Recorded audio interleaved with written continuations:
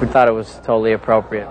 New era, new millennium, and yeah, so it's like a new start for us with a new album, and this will be the first time that the album will be released, the same album, all over the world at the same time.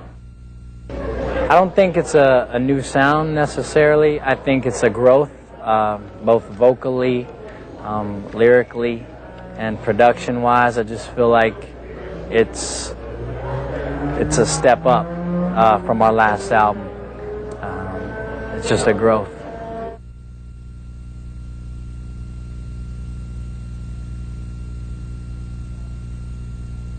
Now the music on the album is, I think it definitely it's a growth from the last album, but not too big to the fact where people won't recognize who we are. I think that was definitely a conscious effort that we kept that the same, to a certain extent. But the music, it's, like the last album was really hype, and, there's a lot of party songs, a lot of fun songs. And this one has to do a lot with loss, and of course with love, and just a little bit more of a growing stage, in your life. And I think that it definitely comes out within the music that is on the album. And, there's so many great songs in the album that I can't wait for it to come out so we can perform it.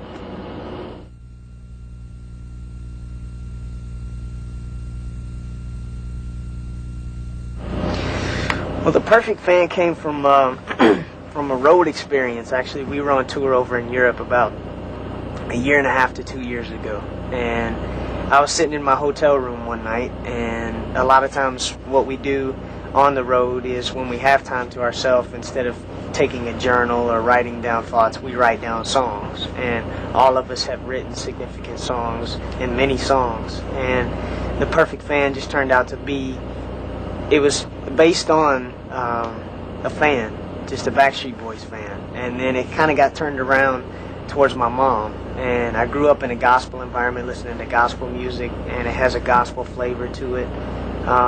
So it kind of came together all at the last minute, and all the guys embraced it and fell in love with it, and I wanted to bring in everybody I could, so I used my high school choir that I graduated with in high school, some that are still students, some that are alumni with me. So it kind of came together. I hope everybody enjoys it, because everybody has a mother figure somewhat that they look up to that has helped them along the way.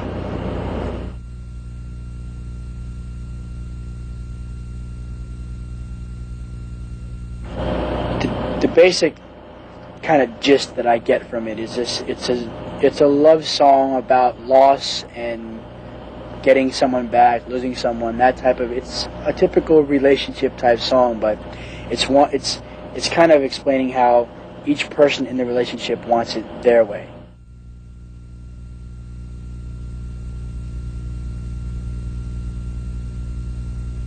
This is the shooting of the video called I Want It That Way.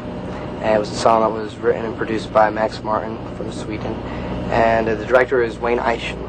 And we collectively worked with him on the concept of the video. He came along with the idea of possibly doing it at an airport and just having a lot of stuff, going on around us, having us walking out on the runway to a plane and a hangar, a lot of people coming and going right around us, a lot of special effects with the camera work.